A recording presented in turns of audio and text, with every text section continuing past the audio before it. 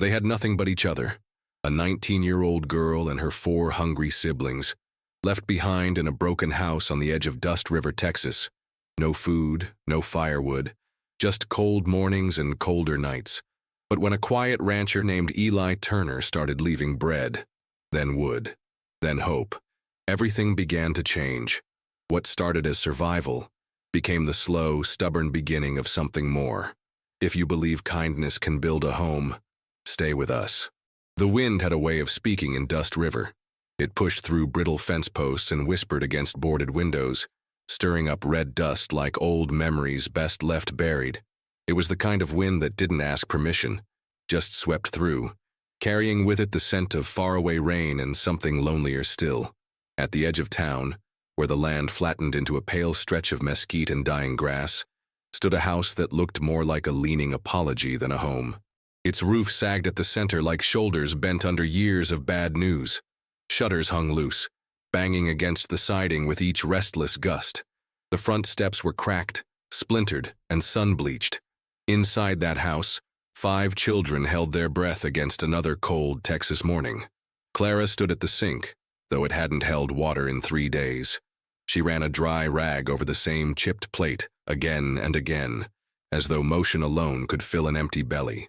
Her sleeves were rolled high on thin, bruised arms, and her long dark hair hung in a loose braid over her shoulder. Her face, too young for such heavy hollows under the eyes, remained still, focused, determined. She wasn't crying. Not today. Crying wasted salt they couldn't afford.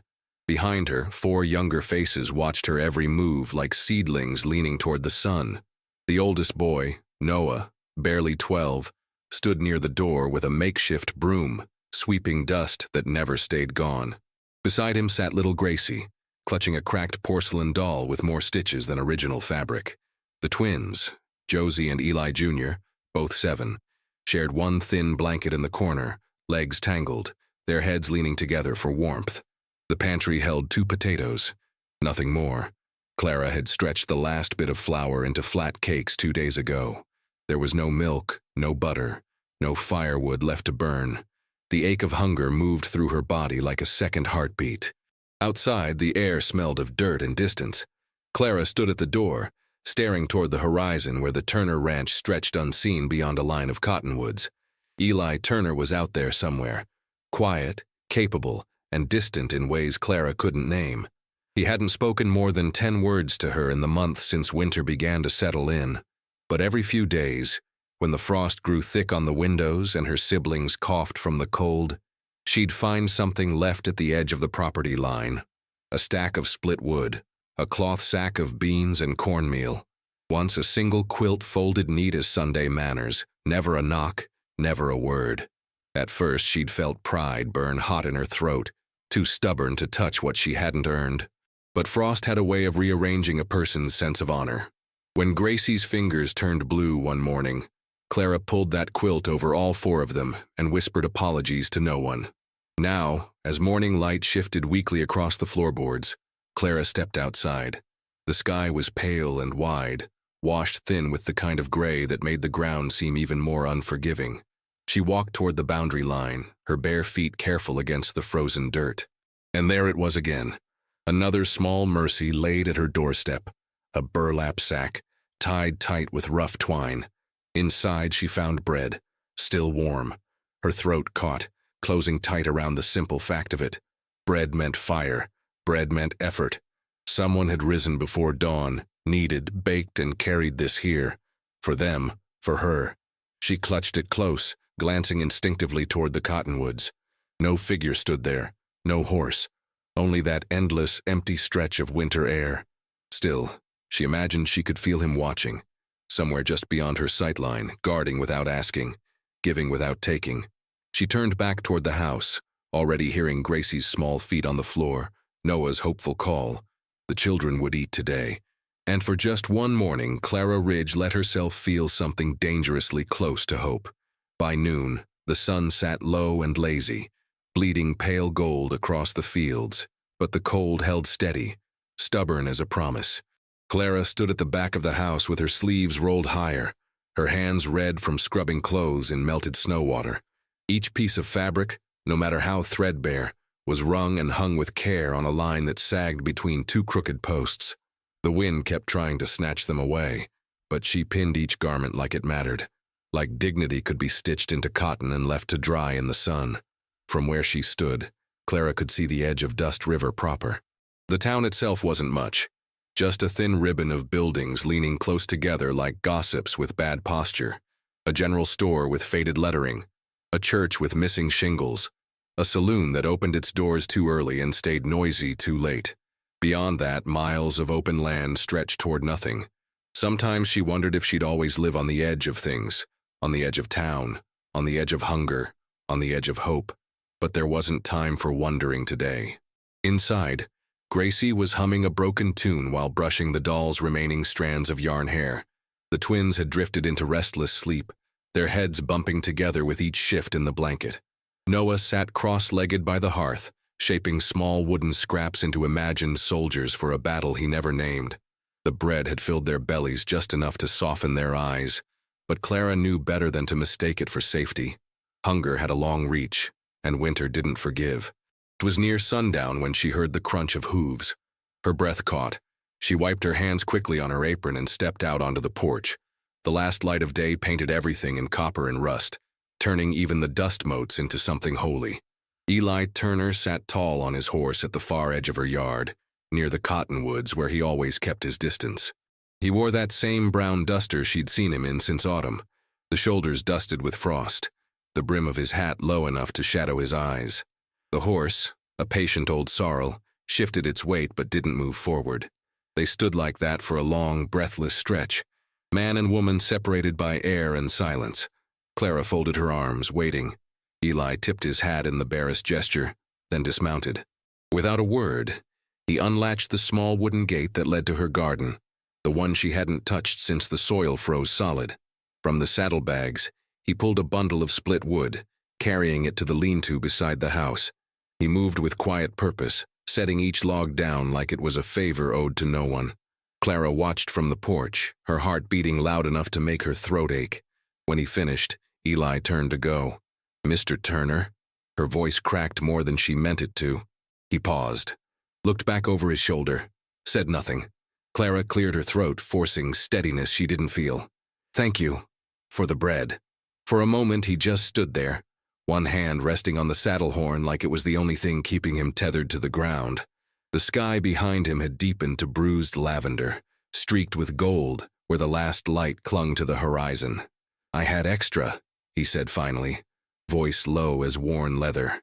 And with that, he mounted his horse and rode off, leaving hoofprints pressed deep into the cold earth. Clara stood there long after he disappeared, the woodpile at her side, the smell of bread still lingering in the air. Inside, the children stirred, calling for her. But before she turned to go back in, she let herself close her eyes and breathe him in. The quiet, the distance, the stubborn kindness of a man who gave without asking. For the first time in a long while, she wondered what it might feel like, to be seen. The days settled into a rhythm after that, not soft but steady. Clara woke before the sun, her bare feet finding cold floorboards, her hands already reaching for tasks before her eyes fully opened. She swept, she patched. She rationed every meal like a battlefield general, making decisions no 19-year-old should have to make. Half a potato now or save it for morning. One egg divided 5 ways or boiled and mashed with water to feel like more. The children adapted the way children do when survival becomes their language. Noah took on more chores without asking, hauling water in battered tin buckets from the nearest well half a mile away. The twins learned to layer rags under their clothes, their laughter growing brittle but not extinct. Gracie, small and dreamy, started humming lullabies to herself, pretending she didn't hear her stomach grumble. And through it all, Eli Turner remained a quiet constant at the edges of their lives. Every few days something new would appear, a sack of beans, a coil of rope. One morning, Clara found a small block of lye soap wrapped in oilcloth, placed neatly atop the woodpile like a gift with no sender. But it wasn't charity, not in the way people in town meant it when they dropped stale bread at the church steps or muttered prayers for those poor Ridge children. No, this was different. Eli never left notes, never asked if she needed help, never crossed her threshold.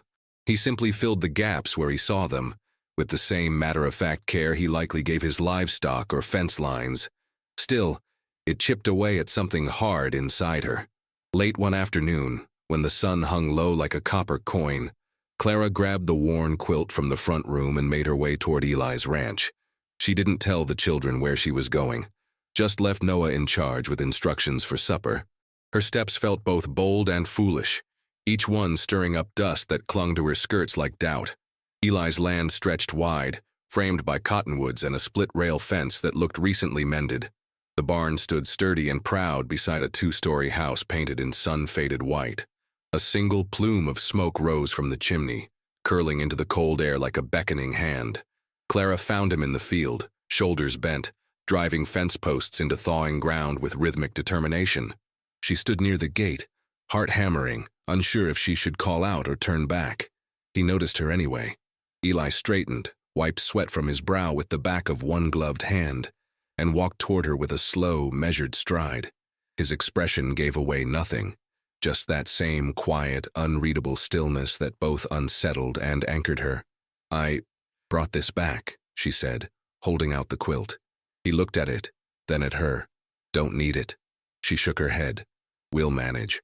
A long pause stretched between them, the kind that let the air fill with more words than either of them could speak. "You walked all this way, just for that?" His tone was low, not mocking, but touched with something close to surprise. Clara lifted her chin. Seemed right. For a second, she thought she saw the corner of his mouth twitch, like a smile too tired to fully rise, but it passed quick as it came. "Suit yourself," he said, taking the quilt and folding it over his arm with practiced ease. They stood there in the half-light, the earth cool beneath their boots, the distance between them thick with everything unsaid. Eli shifted his weight, as though about to turn back to his work. But then, after a small hesitation, he spoke again. "If you're willing," he said slowly, "I could use help with the spring calves. Won't pay much, but it's honest." Clara blinked, caught off guard. Her heart stuttered at the simple offer.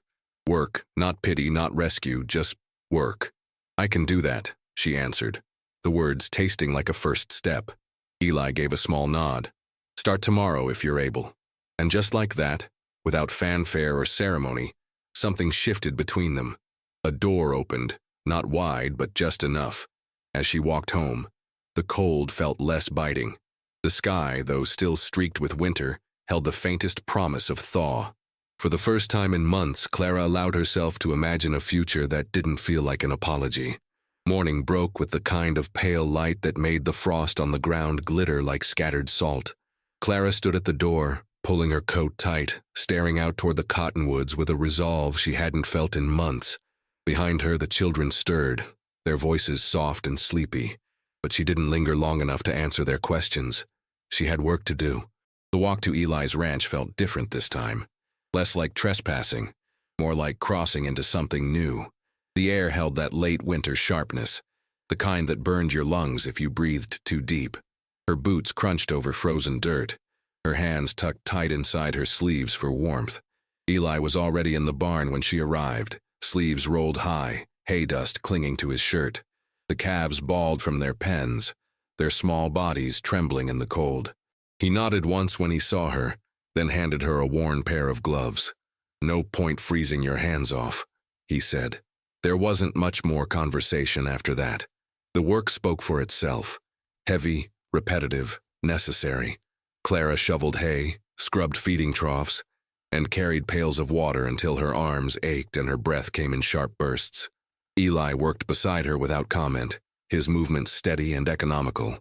When the sun rose higher, he paused only long enough to hand her a tin cup of coffee, strong and bitter, but warm enough to feel like kindness. They fell into an easy, wordless rhythm. By noon, the barn smelled of hay and sweat and life. Clara wiped her forehead with the back of her hand and leaned against a post, watching as Eli checked one of the weaker calves with careful hands. For the first time, she let herself study him in the full light of day. He was older than she'd thought. 35, maybe more. The lines around his eyes spoke of too many hard seasons, and the way he carried his shoulders told the story of a man accustomed to quiet burdens. But there was no harshness in him, just restraint, like he'd learned long ago that words could break more than they could fix. Clara pulled her coat tighter around her frame and looked away, before he noticed her staring. When the work wound down, Eli leaned against the barn door, staring out at the horizon where Dust River sat small and distant. "You work hard," he said finally, voice low. Clara's heart jumped at the unexpected praise. "I don't know any other way." He nodded, then gestured toward the small corral out back. "Fence needs mending next week. If you want it." "I do," she said quickly, almost too quickly. A small smile flickered across his face, barely there but enough to catch the late afternoon light. They stood like that for a while, neither in a rush to end the moment. Then, as Clara gathered her coat and gloves to leave, Eli's voice caught her mid-step. "Clara," he said, her name sounding unfamiliar coming from him. She turned. "Your brother, the oldest one. What's his name?" "Noah," she answered softly. Eli nodded once. "Tell him to come by tomorrow. I've got some fence rails need hauling, if he's willing." Something tight and old cracked open inside her at that. Not just help, opportunity. For Noah, for them. "I'll tell him," she said, biting her lip to keep the emotion from spilling too easily. As she walked home, the air tasted different, brighter, like something small and stubborn had survived the winter after all. That night, around the tiny fire she managed to coax from the last of the wood, she told the children about the job.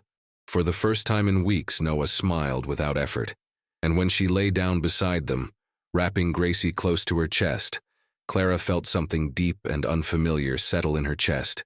Not happiness, not yet, but something close enough to keep her breathing through the dark. Spring came late that year, dragging its feet like an old man reluctant to rise. The cold lifted inch by inch, replaced not by warmth, but by the promise of it. Clara felt the change first in the soil, softening just enough to let the heel of her boot sink in. Then in the air, where the sharp bite gave way to something rounder, sweeter. With each day, the work at Eli's ranch grew. Fence rails to carry, calves to feed, tack to mend. Noah took to it with a quiet pride, his thin arms growing stronger as the weeks passed. The boy who had once stood guard at their broken front door now stood taller beside Eli, learning the weight and balance of tools too big for his hands. Eli didn't offer praise often, but when he did, just a nod or a simple good work, Noah's face lit like someone had hung the sun inside him. For Clara, the days filled with small victories, muscles that stopped aching by nightfall, hands that grew calloused but steady, a voice that found new strength when giving instructions to the children or when speaking up at the general store. Still, there were hard days when the past pressed close, uninvited. Dust River wasn't a town that forgot. Folks eyed her from porch steps and shop counters, their looks heavy with stories she hadn't told. The Ridge children had been the subject of whispers for years, ever since their parents' drinking and shouting became town entertainment. Now, with Clara working for Eli Turner and Noah hauling lumber like a hired hand, the gossip shifted into something meaner. "I hear she's setting her cap for him," Mrs. Connolly said too loudly at the dry goods counter one afternoon. "As if that man needs another mouth to feed," her friend replied with a sneer. Clara kept her head down, hands trembling as she counted out pennies for flour. Eli never spoke of the talk. If he heard it, he let it slide past him like rain off a tin roof. But there were moments, small, almost invisible, where she wondered if it touched him at all. One Sunday evening, as they finished loading hay into the loft, Clara stood at the barn door, brushing loose straw from her skirt. The sunset stretched long and low across the horizon, casting everything in soft amber light. Eli leaned against the fence, staring toward the cottonwoods. "Folks talking," she said quietly, unable to keep the words from spilling out. He didn't turn to look at her. "They've got nothing better." Her throat tightened. "Does it bother you?" A long pause. Then, with the same slow steadiness he brought to every chore, he answered, "Not enough to matter." Something in her chest unclenched. They stood in that easy silence for a while, the air thick with dust and late sun, until Eli spoke again. "You're doing good work, Clara." Simple, unadorned, but it landed heavier than any compliment she'd ever known. That night, after walking back home under a sky wide with stars, Clara sat on the front steps of their battered house. Gracie curled against her knee, already half asleep. The twins giggled over some shared secret, and Noah worked at carving a small wooden bird with his pocket knife. For the first time in years, the sounds of their home felt more like life and less like survival. Clara tilted her head back, staring at the sky, and let the night air fill her lungs. Somewhere out there, past the cottonwoods, Eli Turner sat on his porch, maybe watching the same stars. The distance between them still felt wide, but not impossible. Not anymore. The first sign of trouble came in the form of a letter, a plain, crumpled envelope, left on the table of the general store, with Clara's name scrawled across it in a hand she hadn't seen in over a year. Mr. Lyle, the storekeeper, handed it to her with a wary look, like the paper itself might bite. Clara unfolded it with shaking hands right there on the porch steps, her heart sinking with each word. Her father's brother, Uncle Vernon, was coming, and he wasn't coming alone. The letter spoke in clipped, businesslike sentences.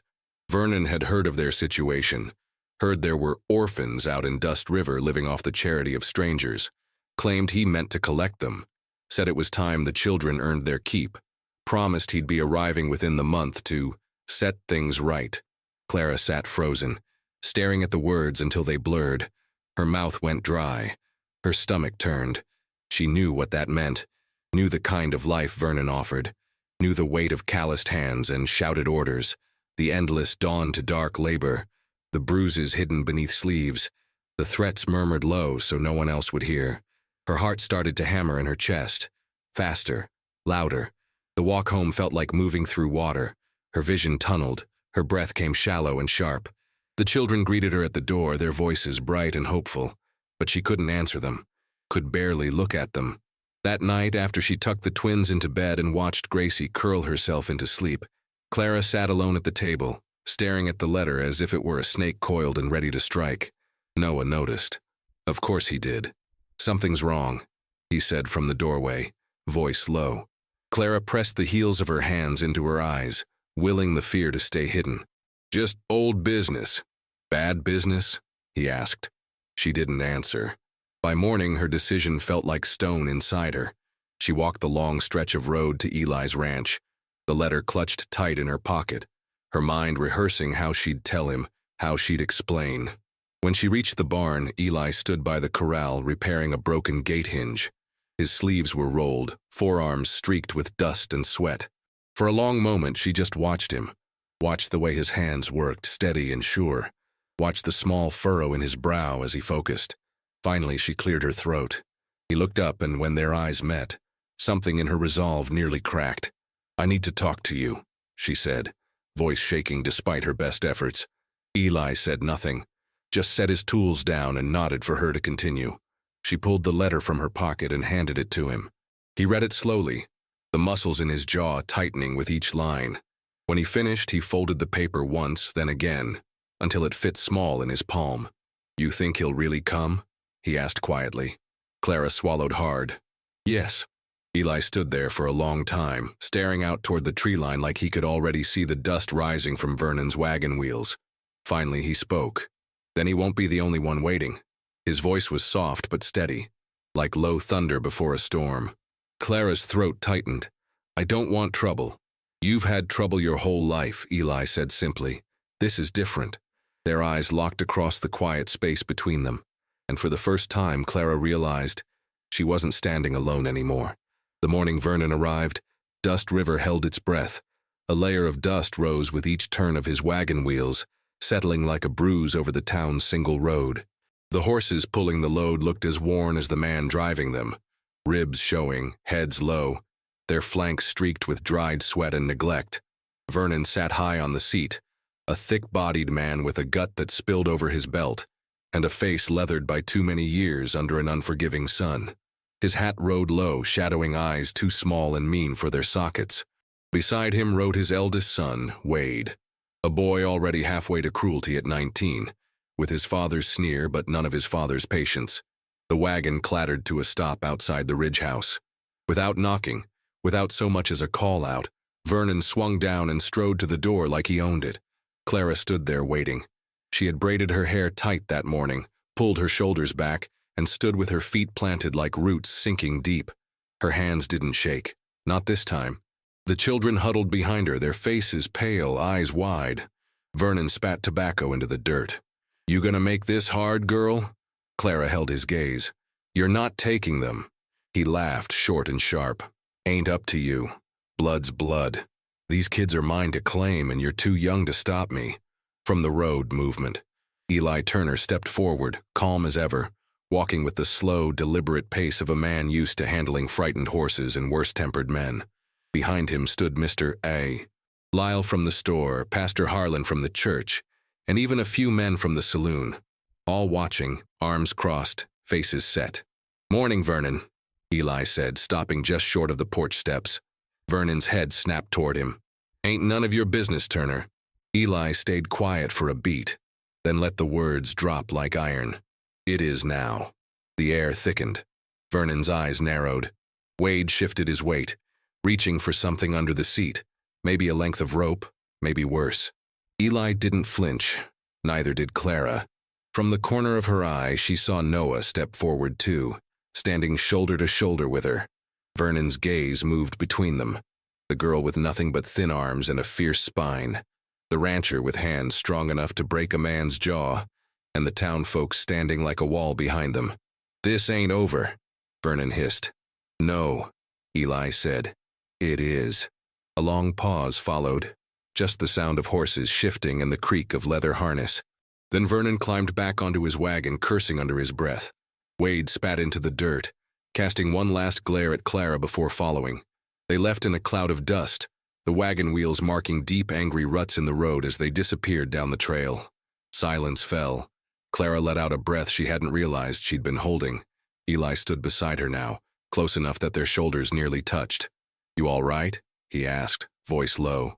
She nodded, though her knees threatened to buckle. Noah wrapped his arms around her waist. The twins clung to her skirt. Gracie, too young to understand the full weight of what had happened, reached up for her hand. And for the first time in her life, Clara felt something she couldn't name. It wasn't safety, not yet, but it was close, close enough to hold on to. Spring settled in slow, like a song that took its time finding its melody. The frost pulled back from the earth, leaving dark, rich soil in its place. The cottonwoods budded first, small green leaves trembling like the start of a new breath. Birds returned, filling the mornings with tentative song. Inside the old barn on Eli's property, something else began to grow. Clara stood at the center of the wide-open space, her skirts dusted with hay, a small blackboard leaning against the far wall. Around her, 6 children from town sat cross-legged on the floor, some barefoot, some wearing patched boots too small for their feet. They listened as she read aloud from a battered primer, her voice soft but steady. Gracie sat closest, her doll in her lap, mouthing the words right along with her sister. The townsfolk had laughed at first. The idea of a school run by a Ridge girl in an old barn seemed almost comical to some. But then, one by one, mothers sent their little ones her way. Children who couldn't afford proper shoes, let alone tuition. Children forgotten by the church and ignored by the schoolhouse uptown. Clara taught them their letters, their numbers, taught them how to stand tall when saying their names. At night, she sat on the front steps of Eli's house, their house now, watching the sun set across the pasture. The children laughed inside, playing some wild, noisy game Noah had invented. The smell of bread baking drifted from the kitchen, mixing with the cool spring air. Eli sat beside her, one boot resting over the other, a slow contentment in his posture that she'd come to recognize. They didn't speak much in those quiet minutes after supper. Words weren't needed. The comfort sat between them like something earned. The wedding had been simple. No lace, no grand procession. Just Clara in a blue cotton dress, her hair braided and pinned with a single sprig of wildflower. Eli in his Sunday shirt, freshly pressed but still wrinkled at the cuffs like he couldn't quite manage too much fuss. They stood beneath the cottonwoods with the town gathered close. Pastor Harlan officiating, Noah standing tall at Eli's side, Gracie holding her sister's hand like it was the most important job in the world. When Clara said, "I do," her voice didn't tremble. When Eli slid the simple gold band onto her finger, his hand stayed steady, warm, sure. That night, After the children had drifted to sleep and the guests had gone, Clara stood barefoot in the kitchen, watching the fire burn low. Eli came up behind her, resting a hand gentle on her shoulder. "You all right?" he asked, his voice like low thunder softened by distance. She turned to face him, laying her hand over his. More than all right. They didn't speak of the past, not of Vernon, not of the years before. The scars stayed where they were, but they didn't ache as they once did. Instead, they built new things. A school, a home, a life stitched together with small kindnesses and quiet choices. And in the town of Dust River, when folks spoke her name now, they said it with a different tone. Clara Ridge. Not just a girl from a broken house on the edge of town. Not a charity case. Not someone to pity or whisper about. But a woman who stood her ground, who raised her family, who built something where there'd once been nothing but dust and cold. On the first morning of true spring, Clara stood at the front of the barn school, chalk in hand, smiling at the row of children waiting for their lesson. Overhead, the cottonwood leaves stirred, soft and green and full of promise. And for the first time in her life, Clara felt it. Belonging, rooted, growing, home. If this story reached into your heart, then you belong here with us at Wild West Hearts. Hit that subscribe button and join our growing family. Let's keep these tales alive and reaching more hearts.